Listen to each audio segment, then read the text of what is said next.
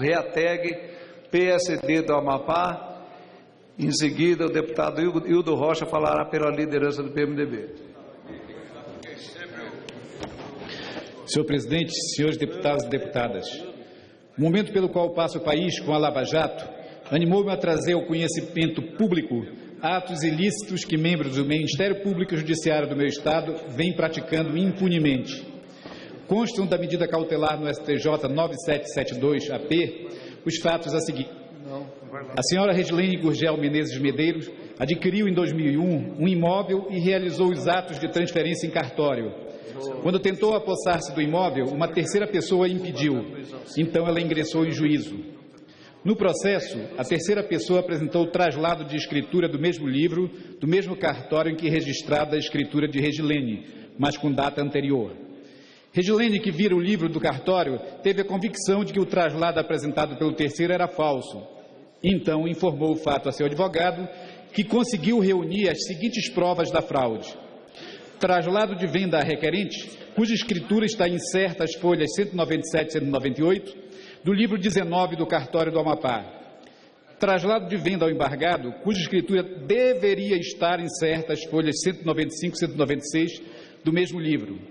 Traslado cuja escritura realmente se encontra incerta às folhas 195 e 196 do livro 19 do cartório do Amapá. Cópia da ata de correição em que foi constatada a autenticidade da escritura de Regiane e confirmada a inexistência fraude nos documentos do embargado. E cópia da decisão atacada na qual o juízo de primeiro grau decidiu de forma imediata pela entrega do imóvel ao embargado beneficiário da fraude, após omitir-se por mais de 3 anos sobre o pedido em que Regiane pedia a posse do mesmo imóvel.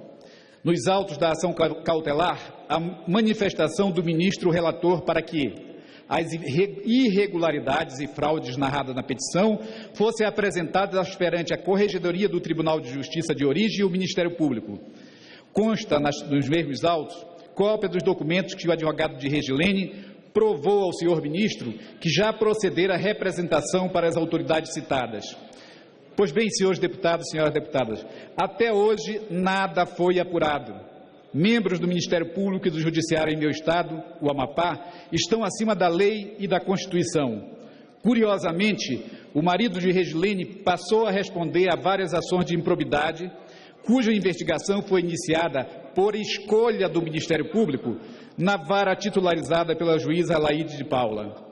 As ações foram propostas após o marido de Regiane denunciar esquema de corrupção praticado por membros do Ministério Público Estadual através do estaque das mineradoras. Na denúncia, consta que os fiscais da lei dispensaram as mineradoras de recolher aos cofres públicos mais de 100 milhões de reais e, em seguida, valor equivalente foi recebido das mineradoras pela empresa do marido da procuradora Ivana Sei, tudo conforme descrevi em fala anterior nesta tribuna.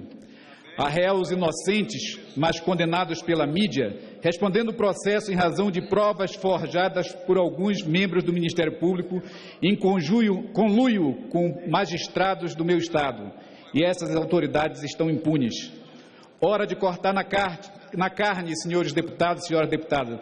Não dá mais para esconder a sujeira dessas autoridades, sob pena de macular 2 das mais importantes instituições do Brasil, o Ministério Público e o Judiciário.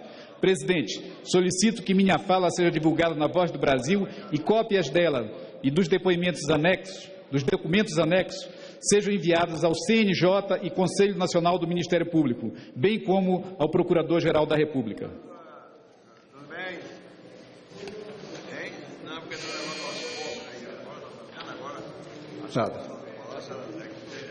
Já concluí, senhor presidente. Pedi que fossem encaminhadas.